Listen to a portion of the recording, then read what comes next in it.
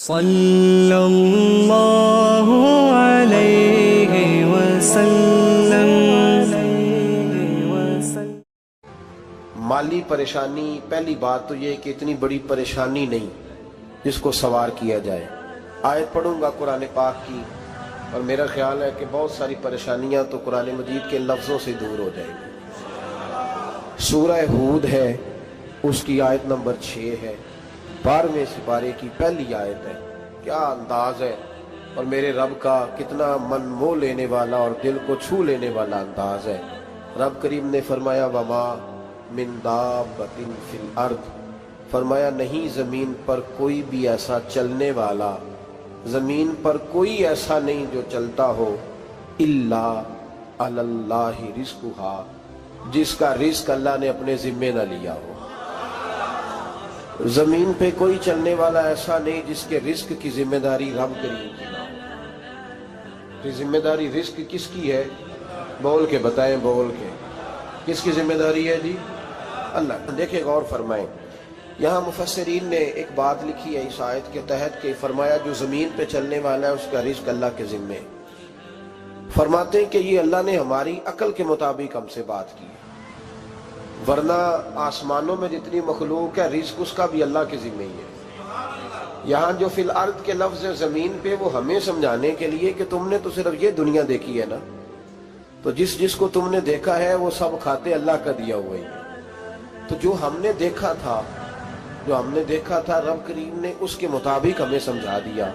فرمایا کچھ تو تم نے دیکھے ہی نہیں، چلو ان کی تم سے بات نہیں کرتے، پر جو تم نے دیکھے ہیں ان سب کا رزق کس کے ذمہ ہے؟ اللہ کے۔ میرے رسول کریم سید عالم صلی اللہ تعالی علیہ وسلم قرآن مجید کی جب ترجمانی کرتے، وضاحت کرتے، تو محبوب پاک صلی اللہ علیہ وسلم بھی کوئی اشکال رہنے نہیں دیتے تھے، کوئی اشکال نہیں رہنے دیتے تھے۔ میرے محبوب کریم علیہ الصلوۃ والسلام نے فرمایا اللہ پہ بھروسہ رکھ کے سویرے نکل جانا رزق کی تلاش میں۔ کس پہ بھروسہ رکھنا ہے؟ نکلنا تمہارے ذمہ ہے، یہ نہ کہنا کہ گھر بیٹھوں گا تو یہی آئے گا، نکلنا تمہاری ذمہ داری ہے، جتنی ذمہ داری ہے وہ پوری کرنا۔ اللہ پہ بھروسہ کر کے نکل جانا تمہاری ذمہ داری ہے، رب کا ذمہ ہے تمہیں رزق دینا، وہ ضرور تمہیں رزق پہنچائے گا۔ یا رسول اللہ صلی اللہ علیہ وسلم کس طرح پہنچے گا؟ تو ذرا حضور کے لفظوں کا حسن بھی دیکھیے۔ نبی پاک صلی اللہ علیہ وسلم نے فرمایا جس طرح موت تمہیں ڈھونڈ لیتی ہے نا کہ تم کہاں موجود ہو، جب وقت آتا ہے تو انسان پاکستان میں ہو تب بھی آ جاتا ہے، جدہ میں ہو تب بھی آ جاتا ہے، مکہ میں ہو یا مدینہ طیبہ میں، وقت پھر بھی آ جاتا ہے۔ فرمایا جس طرح موت تم جہاں بھی ہو تم تک پہنچ جاتی ہے نا، اس طرح تمہارا رزق بھی تم جہاں موجود ہوتے ہو اللہ وہاں پہنچا دیتا ہے، پہنچا دیتا ہے۔ تو یا رسول اللہ صلی اللہ علیہ وسلم کس انداز میں؟ تو فرمایا نکل جانا تمہاری ذمہ داری ہے۔ فرمایا سویرے پرندے بھی نکل جاتے ہیں، اور شام کو جب لوٹتے ہیں تو اللہ انہیں پیٹ بھر کے روزی عطا فرماتا ہے، حالانکہ ان کو نہیں پتا ہوتا ہمارا کارخانہ کہاں ہے، ہم نے کہاں جا کے مزدوری کرنی ہے، ان کو نہیں پتا ہوتا کہ ہمارا دفتر کہاں ہے، ہم نے کس آفس میں بیٹھنا ہے، ان کو نہیں پتا ہوتا کہ ہم نے کہاں جا کے مال خریدنا ہے اور کہاں سے ہم نے پھر اس کو دوبارہ بیچنا ہے، انہیں خبر نہیں ہوتی۔ اللہ پہ بھروسہ کر کے نکل جاتے ہیں۔ نکلنا تو تیرے ذمہ ہے کہ نہیں؟ فرمایا وہ تو ڈیوٹی کر، شام کو اللہ جو رب پرندوں کو روزی دیتا ہے وہ تجھے بھی عطا فرمائے گا۔ میں کہتا ہوں سوچ کتنی کمزور ہے اس آدمی کی جو کہتا ہے کیسے ملے گا، کتنی کمزور سوچ ہے۔ جو رب بیل کو روزی دیتا ہے، بکری کو روزی دیتا ہے، اس زمین اس دھرتی پہ اگر بسنے والا اونٹ بھوکا نہیں سوتا، چلیں یہ تو پالتو جانور ہوتے ہیں، اس دھرتی پر بسنے والی اگر بلی اور کتا روٹی کھا کے سوتے ہیں تو اشرف المخلوقات ہے۔ تو نے اپنے ذہن میں کیا ٹینشن پال لیا ہے کہ نہیں آئے گا تو مر جاؤں گا، کیا بنے گا، کس طرح ہوگا؟ تو کیوں اتنا پریشان ہو گیا؟ بھائی مالی پریشانی سب سے زیادہ اس بندے نے اوڑھ لی ہے جس کی توکل کی بات کمزور ہو گئی ہے۔ تو سیدھی توجہ اپنے رب کریم کی جانب رکھ، سیدھی توجہ اللہ کی جانب کر۔ رب فرماتا ہے ذمہ تیرا نہیں، ذمہ میرا ہے۔ لیکن تنخواہ ایک آتی ہے گھر میں، جب ایک بچہ ہوتا ہے تو تب بھی کام چلتا ہے، جب اللہ 2 بچے دے دے پھر بھی اس تنخواہ سے کام चलता है जब 3 हो जाए, फिर भी चलता है जब 4 हो जाए। नहीं, आप ना भी बोले तो बात तो सही है, बहरहाल काम फिर भी चले। उसी तनख्वाह में से जब बंदा बड़े बेटे की शादी करके बहू ब्याह के ले आए तो फिर भी काम चलता है। और जब उस बेटे को अल्लाह बच्चे अता कर दे तो उसी घर में, उसी आंगन में, उसी छत के नीचे काम चलता है। तो फिर तू मान जाना कि चलाने वाला तू नहीं, चलाने वाला कोई और है। फिर तू मान जा के चलाने वाला कोई तू। तो उस वक्त जब तनख्वाह तेरी लगी थी तो तू कहता था अब्बा अभी मेरी शादी ना कर, मैं बीवी को कैसे खिलाऊंगा। तो वही शख्स है जिसकी छत के नीचे फिर 1.5 दर्जन पोते भी पल रहे और गुजारा उनका भी हो रहा है। तो रिस्क का जिम्मा किसका है? अल्लाह का, अल्लाह का जिम्मा। अब हमें पता है, पहली बात तो परेशानी इसलिए उतार देनी चाहिए कि जिम्मा हमारा है ही नहीं। अब दूसरी बात ये कि जिम्मेदारी किसकी है? अल्लाह हकीम भी है और अलीम भी है। हकीम भी है और जानता भी है और उसे पता भी है कि देना किस तरह है। अब हम पता क्या कहते हैं? कहते हैं वो जो बंदा पजारों में बैठा है वहां उसे नहीं बैठना चाहिए था, तो मेरा हक था। तुझे ज्यादा पता है कि अल्लाह को? बोल के बताना किसको पता ज्यादा है? क्यों जी? तो आप असल टेंशन पता कब लगती है? जब बंदे कहते हैं नहीं वो पजारों मेरी थी, मेरा हक था। वो जब गुजरती है ना पास से मेहरान के तो मेहरान वाला टेंशन बड़ी लेता है। हालांकि अल्लाह को ज्यादा पता है कि वो हक। एक बात अपने ज़हन में याद रख ले, रट ले कि जो मेरे लिए बेहतर था मेरे रब ने मुझे दे दिया। तो बात खत्म हो गई। बस वसल अच्छा है ना, फिराक अच्छा है, यार जिस हाल में रखे वही हाल अच्छा है। बस जो मेरे हक में बेहतर था मेरे रब ने मुझे। मसला ये है कि तू उस पर राजी होने को तैयार नहीं। हजरत अली करमल्लाहु ताला वजहुल करीम ने मेरे नबी पाक की एक हदीस बयान की है और जनाब अली जब ये हदीस बयान किया करते थे तो हजरत मुजाहिद फरमाते हैं यूं लगता था कि जैसे हजरत अली हमें हर परेशानी से निकाल रहे। मौला अली शेर खुदा रज़ी अल्लाह ताला अन्हु फरमाते हैं कि मुझे मेरे नबी पाक सल्लल्लाहु अलैहि वसल्लम ने एक तरीका दिया था टेंशन फ्री होने का। आप फरमाते हैं मुझे तो बड़ा रास आया है, तुम भी अगर कर लोगे तो तुम्हें भी फायदा देगा। कहा वो क्या? हजरत अली कहने लगे महबूब अलैहिस्सलाम ने फरमाया था लोगों तुम अल्लाह के दिए हुए थोड़े रिस्क पे राजी हो जाओ, वो तुम्हारी थोड़ी इबादत से तुमसे राजी हो जाया करोगे। बस तुम 2 नफल भी पढ़ोगे तो अल्लाह राजी हो जाएगा। तुम 1 रुकू भी सवेरे उठ के पढ़ोगे तो वो राजी हो जाएगा। वो तुम्हारे 313 दुरूद शरीफ से राजी हो जाएगा। तुम उसके दिए हुए थोड़े रिस्क से राजी हो जाओ। टेंशन इसलिए होती है कि हम राजी नहीं जो उसने हमें दिया है। वो हाल में मजीद की जो दौड़ है ना, हाल में मजीद की बेकदरा कुछ कदर न जाती कीती खूब तसल्ली हूँ दुनियादार पुजारी जरदे कुत्तियां दे गल टल्ली हूँ बुक बुक रोशन अखियां तकियो वेख हवेली कल्ली हूँ ते कूच नसीर असां जद कीती पै जानी थरथल्ली हूँ। तो याद रखें ये जो है ना मुसीबत के माल आ क्यों नहीं रहा? वो सामने वाला प्लाट मेरे घर के सामने है घर के सामने, पर रजिस्ट्री मेरे नाम क्यों नहीं? ये मुसीबत सांस नहीं लेने देती। मोटरसाइकिल खड़ी करता है ना जब आके दुकान से रोटी खाने आता है, दफ्तर से घर आता है, कारोबार से आता है, तो जहाँ मोटरसाइकिल खड़ी करता है वो टेंशन बड़ी है कि कभी मेरी हो जाए ना ये वाली जगह, तो मैं यहाँ भी बोर्ड लगाऊं अपने नाम। इसने माली परेशानी पैदा की। तू जिस हाल में है क्योंकि तूने अपना ये हाल खुद नहीं बनाया, जिसने बनाया है वो बड़ा बेहतर जानता था कि तू इसी हाल में उसे अच्छा लगता है। तू उसे इसी हाल में, एक बुजुर्ग थे तो उनकी तबीयत बड़ी अलील हो गई, बीमार हो गए, तो अल्लाह ने आजमाइश दी तो कीड़े पड़ गए वजूद में। एक कीड़ा यहां से खा रहा था, अल्लाह वाले बड़े राजी रहते हैं उसकी रजा पे, तो कीड़ा यहाँ खा रहा था तो नीचे गिर गया, तो बाबा जी ने उठा के फिर वहां रख लिया। कहने लगे जब उसने तेरी ड्यूटी मुझे खाने की लगाई है तो मैं इस बात पे राजी हूं, तो तू नीचे क्यों गिरता है? बट ठीक है खा, जब उसने तुझे ड्यूटी जो तेरी लगाई। सालबा बिन अब्दुर रहमान एक सहाबी थे, सालबा गालिबन नबी पाक सल्लल्लाहु अलैहि वसल्लम की खिदमत में आए, कहने लगे या रसूलल्लाह सल्लल्लाहु अलैहि वसल्लम गुर्बत बड़ी है, मेरे लिए दुआ करें अल्लाह ज्यादा माल दे। तो महबूब सल्लल्लाहु अलैहि वसल्लम ने फरमाया तू जिस हाल में अच्छा है वो तेरे लिए बेहतर है, इसमें तू है वही हाल तेरे लिए। मुश्किल है ना ये जवाब सुनना। कहते पीर साहब फलां जगह से तवीज आया, वहां तो वारे ने आरे हो गए, تو آپ کے ہاں. تو میں کہتا ہوں یہ تویز دینے والا اگر تویز دے کے امیر بناتا ہے تو پہلے خود کیوں نہیں بنتا؟ یہ خود تو 150 کا تویز بیچ رہا ہے، اپنی بیچارے کی حالت یہ ہے. اگر اتنا ہی تویز اس کا چلتا ہوتا تو پہلے 5 پجاروں اس کے دروازے پہ کھڑی ہوتی. عجیب چکر ہے اور عجیب جگہ لوگ الجھ گئے، سمجھتے ہی نہیں بات کو. یا رسول اللہ صلی اللہ علیہ وسلم دعا کر دے تو محبوب نے کیا فرمایا؟ فرمایا تو جس حال میں ہے نا وہ حال تیرے لیے بہتر ہے، اسی میں رہ. کہ نہیں حضور دعا کرے. فرمایا سال بعد تو باز آ جا. حضور دعا کرے. فرمایا تو باز آ جا. 2-3 دفعہ کا ضد کی. محبوب نے فرمایا جا پھر اللہ تجھے زیادہ پیسے دے گا.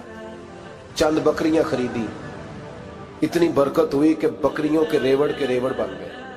پھر کچھ بکریاں بیچ کے گائے خرید لی، ان کے بھی ریوڑ ہو گئے. پھر کچھ اونٹنیاں لے لی، ریوڑ ہی ریوڑ.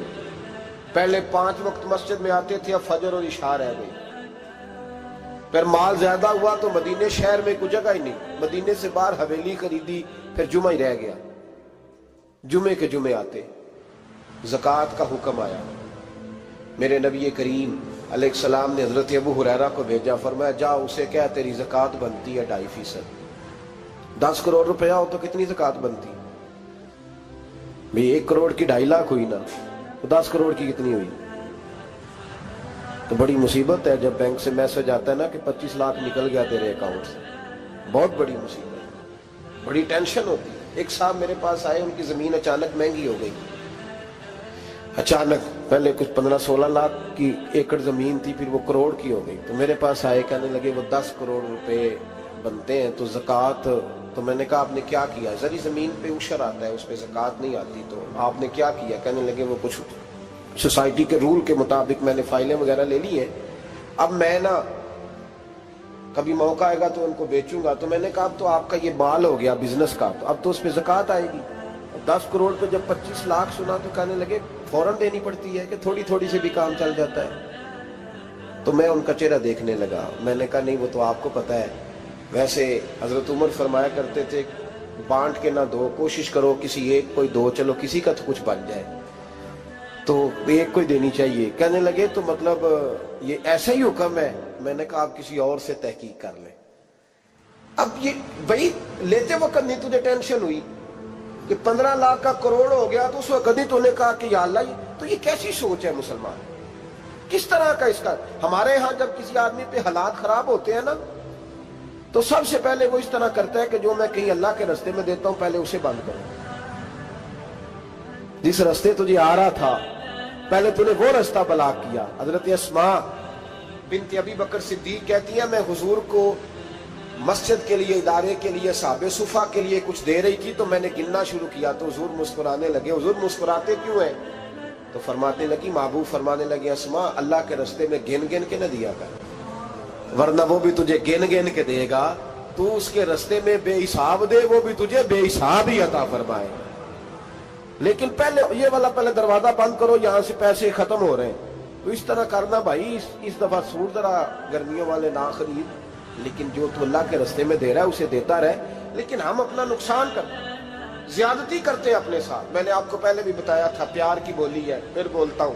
ایک بڑے بڑے پیار والے دوست ہیں، ایک دفعہ مجھے کہنے لگے کہ آپ کئی دفعہ اعلان کرتے ہیں تو مجھے اچھا نہیں لگتا، اور آپ ادارہ بھی بہت زیادہ بننے والا ہے، بڑی چیزیں میں دیکھتا ہوں جو ہوں تو بڑا نظام اچھا ہو جائے.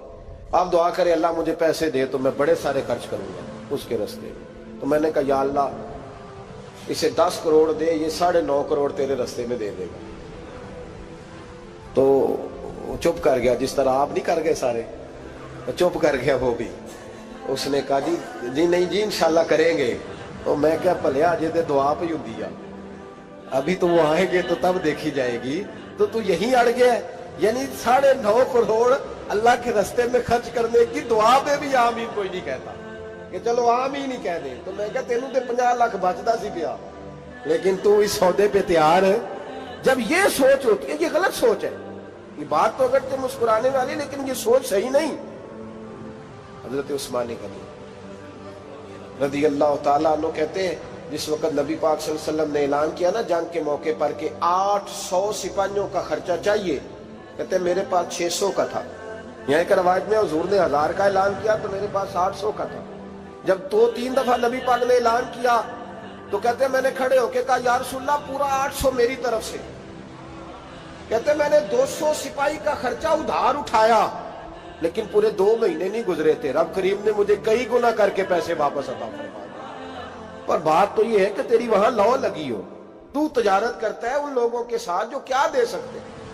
تو سالبہ کے پاس حضور نے پیغام بھیجا. پہلے تو کہا تیرے لیے بہتر نہیں مال. جب اصرار کیا تو بڑی برکت ہو گئی, بڑا آیا تو فرمایا زکوٰۃ دے, 2.5 زکوٰۃ ہے. اب جب سوچا کہ 5 اونٹوں پہ ایک بکری جائے گی اور بڑا سارا مجھے دینا پڑے گا, اب جب غور کیا تو یہ تو نہ کہا کہ میں نہیں دیتا.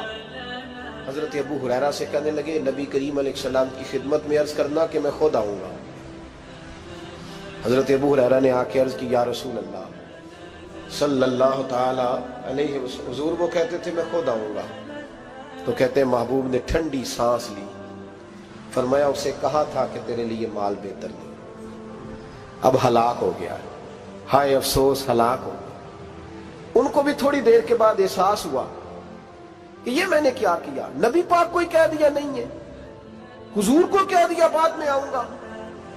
اب دوڑے آئے, عرض کی حضور میں سارا کچھ لے کے آیا ہوں, قبول کر لیں. محبوب نے فرمایا گویا بلال حبشی کی خشک کھجور بھی قبول ہے, اور صہیب رومی ایک اٹی بان کی لائے تو وہ بھی قبول ہے, اور عمار بن یاسر اور مصعب بن عمیر اگر 2 دینار دے جائیں اور کوئی پرانا جوڑا کسی سپاہی کے لیے چھوڑ جائے تو وہ بھی قبول ہے. لیکن تو اپنا لاکھوں لے کے چلا جا, تیرا کوئی نہیں قبول. معاف کر دیں. فرمایا جا معاف کیا, پر پیسے لے کے نہ آنا. اگلے سال پھر آئے, بندے ہوئے ہاتھ ہیں. محبوبہ میں دولت کا کیا کروں گا, آگ لگانی ہے, قبول کر لیں. فرمایا تو لے جا, تیرا نہیں قبول. گرا جو ان کی نگاہ سے وہ سنبھل نہیں سکتا. حضور نے وصال ظاہری کیا تو جناب صدیق اکبر کے پاس آئے, لاکھوں کا مال, ابو بکر قبول کر لو. تو جناب صدیق اکبر کہنے لگے اس کا کر لو جس کا نبی نے نہیں کیا, چل جا کوئی نہیں چاہیے. حضرت عمر کے زمانے میں قحط پڑ گیا, بارشیں نہیں ہوتی, غلہ نہیں ملتا, حالات خراب ہے, مالی طور پہ بحران آ گیا, غربتیں, مجبوریاں, تکلیفیں. آ کے روئے, عمر میرا قبول کر لو, مجھے معافی تو مل گئی تھی نا. فرمایا معافی اپنی جگہ پہ, پر جس کا مصطفیٰ نے قبول نہیں کیا. بہت سارے لوگوں کو پتہ ہی نہیں کہ ان کا قبول ہی نہیں ہوا, اور وہ الجھے ہوئے, انہیں خبر ہی نہیں کہ اصل بات کیا ہے. فرمایا جس کا مصطفیٰ کریم نے قبول نہیں کیا, اب ہیرے اور جواہرات بھی لے کے آئے تو بھوکے مریں گے, پر اس کا قبول, اس بات پہ راضی رہو. اس حال میں اللہ نے رکھا ہوا, اس حال میں راضی رہو. جو مصیبت ہے نا دیکھنی کہ وہ بھی میرے پاس, تمہیں کیا پتا, کبھی پوچھ تو صحیح اس سے وہ کس مصیبت کا شکار ہے. جو مالی طور پہ بڑا امیر ہے تو اس کی طرف دیکھ کے اپنا دل برا کرتا ہے. بس جس حال میں رب نے رکھا ہے اس حال میں رہ. حضرت عثمان غنی کے زمانے میں تو وہ وصال کر گئے, لیکن بھائی تو جس حال میں تیرا رب تجھے رکھتا ہے اس حال میں رہ, تیری مالی پریشانیاں ختم ہو جائیں گی. میں نے پہلے بھی شاید آپ کو ایک دفعہ کہا تھا, میں تعلیم سے فارغ ہوا تو میرے ایک استاد اور میرے کچھ دوست کہنے لگے افریقہ آ جائیں آپ, بھائی بہت بڑا ادارہ ہے, اس کو چلائیں, اس کو سنبھالیں. میری والدہ سے میں نے کہا, اس طبیعت ہوتی ہے نا انسان کی, میرا بھی دل لگ گیا. میری اماں پڑھی نہیں تھی لیکن اللہ نے دانائی بڑی عطا فرمائی تھی, حکمت بڑی تھی, سیانی بڑی تھی. تو میں نے کہا اماں جی وہ مجھے ساؤتھ افریقہ کی دعوت ہو رہی ہے تو آپ کیا کہتی ہیں. تو اٹھ کے میرے پاس آ گئی اور مجھے انہوں نے اپنے بازوؤں میں لے لیا, پھر میرا ماتھا چوما, کہنے لگی پتر میں تے وال بھی نہ پوٹ کے دیوا کسی نے, ہم نے دولت کا کیا کرنا, تو اللہ کا نام لے کے کہیں بیٹھ جا, رب کریم رون کے لگا دے گا, خیر ہو جائے. تو میرے بھائی یاد رکھیں ان چیزوں سے تھوڑا سا دیکھیں نا, قناعت کریں, جو اللہ نے دیا اس پہ راضی ہو جائیں. اللہ بڑا مہربان ہے, وہ آسانیاں کر دیا کرتا ہے. تو یاد رکھیں میرے رسول کریم علیہ السلام نے ایک تو ہمیں درس یہ دیا ہے کہ تو سمجھ جا, قرآن نے ہمیں بتایا ہے کہ روزی تیری ذمہ داری نہیں, روزی کس کی ذمہ داری ہے, اللہ کی. اور دوسری بات یہ کہ جو اللہ نے تمہیں دیا ہے اس پہ تو راضی ہو جا, تیری مالی پریشانیاں ختم ہو جائیں. اور پھر حضور صلی اللہ علیہ وسلم نے فرمایا مذہبی طور پر جب دیکھو تو آگے دیکھو, اور دنیاوی طور پر جب دیکھو تو پیچھے دیکھو, پریشانی ختم ہوگی. مذہبی طور پر جب دیکھو, جو 5 نمازیں پڑھتا ہے وہ تہجد پڑھنے والے کو دیکھے, اور جو تہجد پڑھتا ہے وہ اشراق چاشت پڑھنے والے کو دیکھے, اور جو بندہ اشراق اور چاشت پڑھتا ہے پھر اس کو دیکھے جو سارا دن مصطفیٰ پہ درود پڑھتا ہے. اوپر دیکھے کہ میں نے اور نیک ہونا ہے اور نیک. اور جب مالی معاملہ ہے تو پھر نیچے دیکھ. اگر تو بیٹھا نا پجاروں پہ تو پھر ٹوڈی والے پہ نظر کر اس کا کیا حال ہے. اور اگر تو وہاں بیٹھا ہے تو دیکھ مہران والا بھی تو گاڑی چلا ہی رہا ہے. اور اگر تو وہاں ہے تو موٹر سائیکل والا دیکھ. اور تو وہاں ہے تو پھر سائیکل والے پہ نظر. اور اگر تو سائیکل والا ہے تو پیدل والے کو دیکھ. اگر تو کرائے کے مکان میں رہتا ہے تو پھر جھونپڑی والے کو دیکھ. اور اگر تو جھونپڑی میں رہتا ہے تو پھر بھی پریشان نہ ہونا. کچھ ایسے بھی ہیں جنہیں جھونپڑی بھی نصیب نہیں, جو سڑک پہ لیٹے ہوئے. اور اگر تو تندرست ہے نا تو کبھی جا کے اسپتال میں دیکھ حال کیا ہے, لوگ کس حال میں. تو ہم شکر نہیں ادا کرتے. اس کا نقصان کیا ہوتا ہے, نعمتیں چلی جاتی ہیں. اللہ فرماتے ہیں لئن شکرتم لازیدنکم, تو شکر ادا کر میں نعمتوں میں اضافہ کر دوں. تو بھائی مالی پریشانی کا تیسرا سبب یہ ہے کہ ہم دیکھتے ہیں مالی طور پر اوپر, تو پھر ہمیں طبیعت بگڑتی ہے. اور پھر مالی پریشانیوں کے کچھ اور اسباب بھی ہیں. امام شافعی فرماتے ہیں جن گھروں میں لوگ فجر کی نماز کے وقت سوئے ہوتے ہیں ان گھروں میں رزق نہیں آتا. آپ فرماتے ہیں فجر کا وقت اللہ کے دینے کا وقت ہے, اس وقت اللہ بانٹتا ہے. حضور صلی اللہ علیہ وسلم کا فرمان ہے نا حدیث میں کہ تہجد کے وقت اللہ پہلے آسمان پہ نزول جلال فرماتا ہے جو اس کی شان کے لائق ہے تہجد کے وقت, اور وہ کہتا ہے مانگو میں تمہیں عطا کروں گا. لینے کی باری آئے تو بندہ سمیٹ سماٹ کے اندر گھس جائے. ہمارے ہاں یہ ہوتا ہے کہ عشاء کے بعد بچے بیٹھتے ہیں موبائل لے کے, تہجد کا وقت آتا ہے تو ان کی آنکھیں بند ہونی شروع ہوتی. تو لینے کے وقت تو سویا تھا, ذرا مسئلہ کیسے حل ہوگا بھائی؟ جب کوئی آدمی خیرات بانٹ رہا ہو تو جو پیالہ پیچھے کر لے اسے ملے گا.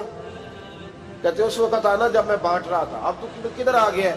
مثال دے رہا ہوں. تو فجر کا وقت مانگنے کا ہے, تو ساری رات تو گزر گئی گیمیں کھیلتے, ٹی وی دیکھتے, اور جو لینے کا وقت تھا تو سو گیا, تو کیسے آئے گا تیرے پاس؟ تو اٹھے سویرے, بندوں سے مانگ کے دیکھ لیا, بڑی عزتیں خراب ہوئی. فجر کا وقت اٹھ کے جھولی پھیلائے. میرے رسول پاک علیہ السلام فرماتے ہیں, رب فرماتے ہیں جب بندے میرے آگے جھولی پھیلاتے ہیں مجھے شرم آتی ہے. مٹی دا تو مٹی ہونا قاضی بلے بلے, اج مٹی دے اتے بندیا کل مٹی دے تھلے ہو بندیا مٹی دیا, ہو بندیا مٹی دیا, ہو بندیا مٹی دیا. کسے ذات نہیں پوچھنی تیری, منجا چک دیا لانی نی دیری. ایویں کرنا میری میری ہو تو ہے مٹی دی ڈھیری. او بندیا اللہ دیا, ہو بندیا اللہ دیا, تو اللہ ہی اللہ بولتے جانا. ایک دن مولا کول تے پورا ناپ تے پورا تول.